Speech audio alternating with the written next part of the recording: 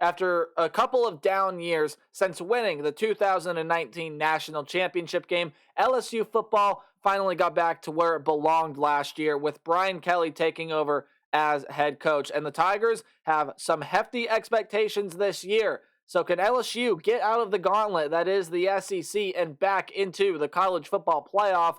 Or will the LSU Tigers fail to do that and maybe do even less in 2023? What's up, Tailgaters? My name is Tailgate Nate, and welcome to my channel. I'm predicting all 133 FBS teams this summer because, hey, prediction season is here. And yes, that means I'm doing your favorite team. Make sure you hit the subscribe button and ring the bell so you know when your favorite team gets uploaded. But, hey, there are a lot more different ways you can help me support my channel. You're doing one by watching this video. I'd also appreciate it if you guys could like the video, comment, share. Again, anything you can do to help support the channel does mean a lot to me. Let's dive into talking about LSU football in 2023. This was a team that, well, we weren't really sure what to expect in the first year under Brian Kelly, and I think they exceeded a lot of people's expectations. This is now one of the front runners, not necessarily towards the tippy top, but one of the favorites, if they can get through the SEC, surely to go win the national championship. How previews work this year. I'm going through a roster preview. We're going to look at players that teams lost and that they've gained through the transfer portal, and also important guys that are coming back.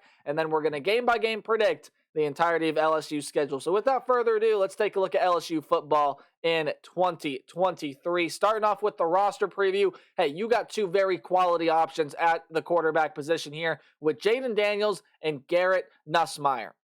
Now, Jaden Daniels was the starter for a lot of last year, and he was pretty good. 2,913 yards, 68% completion percentage, only 17 passing touchdowns, but did also lead the team in rushing by over 300 yards, tacked on 11 touchdowns on the ground. And then Garrett Nussmeier is always a solid option as well. 800 yards, 5 touchdowns, 4 picks for Nussmeier last year. I honestly do believe that Jaden Daniels is the better quarterback of the two. I think he's going to retain his job as the starter. However, it would not surprise me if Jaden Daniels started to become lackluster in his performance, that Garrett Nussmeier steps in, and I think he leaves this LSU program in great shape when he is at the quarterback position, when he is starting for the LSU Tigers. So I'm not too worried about LSU's quarterback positions at all. I think Jaden Daniels can take it a step up, though, from what he did last year. Skill positions, well, in the running back room, boy, there is a lot of talent in this running back room. You return Josh Williams, Noah Kane, John Emery, and Armani Goodwin, all 4 of which were right behind Jaden Daniels for 2nd, 3rd, 4th, and 5th on the team in rushing yards, and all of them got into the end zone a fair amount of times. But LSU was not done. They added a Notre Dame transfer in Logan Diggs. So that running back room is stacked. It's one of the deepest, most talented running back rooms in the entire country. In the wide receiver room, yeah, you lose Kayshon Boutte and Jaray Jenkins, but you do get a transfer in Aaron Anderson. He is coming over from Alabama, didn't play a whole lot there. Going to come over and try to give some minutes to the LSU Tigers, they are returning in the wide receiver room, though. Malik Neighbors, who was a 1,000-yard receiver last year, he comes back along with Kyron Lacey and Brian Thomas, going to be highlighting the rest of that wide receiver core. Tight end room, yeah, you lose Cole Taylor, but hey, Mason Taylor comes back. He was 3rd on the team in receiving yards last year out of the tight end position. Did have 3 touchdowns, also the game-winning 2-point conversion against Alabama last season. Offensive line, couldn't find too many losses. I did find Anthony Bradford as a loss, but hey, a lot of talent on that offensive line. Charles Turner, Garrett Dellinger, and Charles Frazier, some of the names going to be highlighting this LSU offensive line. So offensively, this is going to be a very good LSU team. On the defensive side, this is where their transfer portal class, which I believe ranks 3rd on 24/7, really stacked up. Off the defensive line, they are losing Ali Gay and Jacqueline Roy, 2 very big parts to that defensive line from last year. But hey, they got a freshman coming in by the name of Deshaun Womack, trying to find his stats right here. Number 36th ranked player nationally, 6'4", 240-pound edge rusher out of Baltimore, Maryland. He's going to provide some minutes for LSU this year, as well as you return Mason Smith, Mekhi Wingo, and Savon Jones. All of those guys key contributors to the Tigers last year, and they're going to be stars in 2023 again. And again, the transfer class here is where it boosts up. Ovi Oghufo comes over from Texas. Apologies for mispronunciations as well. And then Paris Shand and Braden Swinson are all in via the transfer portal for this LSU team. They stacked up on defensive linemen and linebackers as well, because you lose BJ Ojolari, Mike Jones, and Micah Baskerville. But hey, you return one of the best defenders in the nation in Harold Perkins. Greg Penn also comes back, and you get a transfer over from Oregon State in Omar Spates, a 4-star rated transfer according to 24/7, was a really good player for the Beavers and will be again for the Tigers. And then the defensive back room, well, you're losing a lot of talent here. Jay Ward, Jarek Bernard-Converse, Mekhi Gardner, Colby Richardson, all of those guys are gone. Some of those top tacklers on the team for last year. In fact, Baskerville was that leading tackler last year. He was the linebacker I mentioned earlier. You return a couple guys like Greg Brooks and Major Burns, but again, the transfer portal comes in clutch for LSU here. Zy Alexander's an FCS transfer, and then you get some Power 5 transfers in Deuce Chestnut over from Syracuse, J.K. Johnson from Ohio State, and Denver Harris was part of that elite number 1 overall recruiting class that Texas A&M had last year. This is going to be a very good LSU roster. I don't think I need to speak more on why this team is going to be one of the favorites, not only in the SEC, but if they can get through the SEC to win a national championship. The Tigers are coached by Brian Kelly. Your offensive coordinator is Mike Denbrock.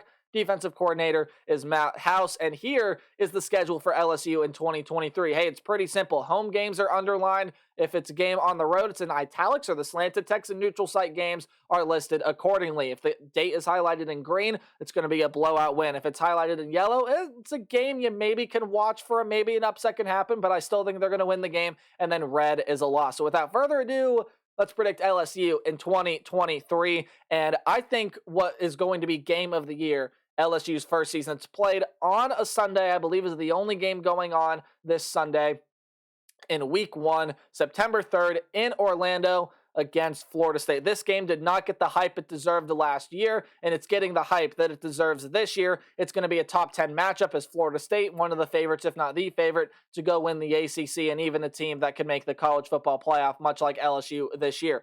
Playoff implications, it's a top 10 game. What more can you ask for? And I've been going back and forth on this game for a while, but I'll tell you where I landed. I landed with Florida State winning the game. Now, it's not because I'm low on LSU, but I'm really high on what Mike Norvell and Florida State have going on over there. I think Florida State's going to find a way to win that game. There's a lot of new pieces in the secondary. Granted, talented pieces in the secondary for LSU, but Florida State's got a really tall wide receiver core. You got Jordan Travis coming back as well, and that Florida State defense is also loaded. It's going to be a very even game. It's a coin flip. If you pick LSU, not really going to be too upset with that pick at all, but my pick is with the Florida State Seminoles to go ahead and win that game. Should be an easy win for LSU against Grambling, so I do have them starting off 1-1, although, again, they very well could start off 2-0. You got to go on the road to play Mississippi State in Starkville, and even though Will Rogers comes back, Jaquavius Marks comes back, Will Rogers, I should say, is losing a lot in the wide receiver core, and while that defense I still think is going to be pretty good, I don't know how great it is going to stack up against the offensive potential that LSU has. And I said this in my Alabama video. I don't trust Mississippi State to pull off an upset of this caliber in the year of 2023 under first-year head coach. I forget his first name, but Arnett, the first-year head coach, old defensive coordinator, taking over because of the passing of Mike Leach. Again, don't trust Mississippi State to pull off an upset of this magnitude, although Starkville will be loud, but LSU goes out of there and comes in with a win. Arkansas, too many questions for me. How healthy is KJ Jefferson? We know what Rocket Sanders is, but how does that wide receiver core look? The linebacking group as well lost a lot of talent for Arkansas. I just don't quite know what Arkansas is going to be this year. I think they're going to be a solid enough team, but again, I don't trust them in this game here, especially in Death Valley. LSU wins easily. On the road against Ole Miss is interesting. Ole Miss returns one of the best running backs, probably the best running back in the SEC, if not one of the best running backs in the country, in Quinshon Judkins. Sorry, his name was escaping me for a second. We know the skill position group is going to be really good for Ole Miss, and the quarterback room is deep. But again, against an LSU caliber offense that I think LSU's capable of having this year, I don't trust this Ole Miss defense. Ole Miss will put up a fight, but LSU goes on the road and beats the Rebels. I think LSU is going to have a pretty easy time with Missouri, even though that game is also on the road. Missouri's an interesting team. They're one of kind of the fringe bowl teams for me. I don't like them. I don't hate them, but I definitely don't like them against the team of LSU's magnitude. Tigers win that one. Then we got an all-Tiger battle in Week 7. I think Auburn is a sleeper team, and Hugh Freeze is bringing in a lot of players through the transfer portal. But again, just all that new and this game being played in Death Valley, I don't see Auburn going on the road and putting up much of a fight against LSU. So LSU wins the all-Tiger battle. And then pretty easy game here against Army. Army, I still think is going to be a pretty solid team, but not up to LSU standard at all. So Army, I think, goes ahead and drops that, or I should say LSU wins that game by at least 20 points, I'll say. And then you get into the bye week here. So you get into the bye week, and then you're going to go on the road playing the University of Alabama. Now, Alabama's got some question marks coming into this year, right? How does Tommy Rees fare, offensive coordinator? How does the quarterback position look? I touched on that in my Alabama video, right? How does the offensive line look for Bama this year? What's life like without Will Anderson on the defensive side? A lot of questions for Bama coming into this year, but make no mistake, Bama is still going to be a force to be reckoned with in 2023.